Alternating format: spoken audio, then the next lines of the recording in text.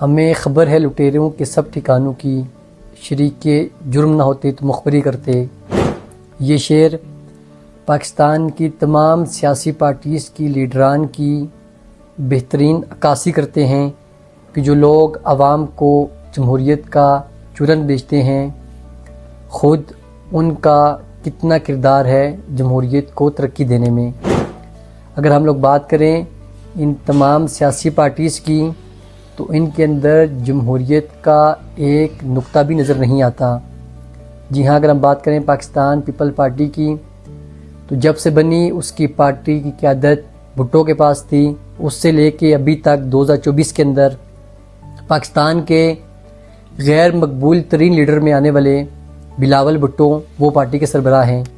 यही हाल पाकिस्तान मुस्लिम लीग नून का है।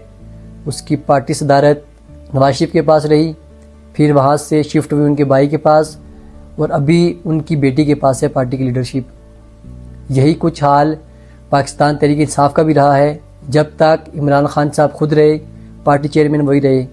सिर्फ यहाँ तक नहीं, सवाल बढ़ता है उन सपोर्टर्स का, उस क़यादत का जो इनको सपोर्ट कर रही है, जो लोग पिछली कई दाइयों से इस पार्टी के अंदर हैं।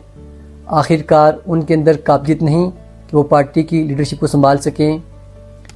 अगर हम बात करें पाकिस्तान की मजहबी जमातों की, तो उसके अंदर भी यही सूरत देखने को मिलती है। TLP खादम हुसैन रिजवी की शहादत के बाद उनके बेटे को वो सीट मिली। अगर हम बात करें जमीयत उलमा इस्लाम की, तो 1981 से लेके ऑनवर्ड अभी तक मुफ्ती महमूद साहब के बाद मौलाना फजलुर रहमान उस पार्टी को लीड कर रहे हैं।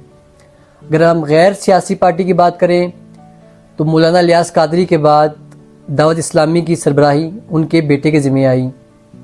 ये तमाम तर लोग आम आवाम को तो जमहूरियत का भाषण देते हैं, मगर अपनी पार्टीज़ के अंदर इंटरनल डेमोक्रेसी के नाम की कोई चीज़ भी नहीं। वाहिद एक जमात इस्लामी है जिसके अभी तक 6 उमरा गुजर चुके हैं। किसी एक उमरा का भी आपस में किसी किस्म का कोई ताल्लुक़ नहीं रिश्तेदारी के हवाले से। और अगर बेहतरीन क़यादत देखी जाए तो जमात इस्लामी के पास है, जो सही मानों में जमहूरियत की तर्जुमानी कर रही है।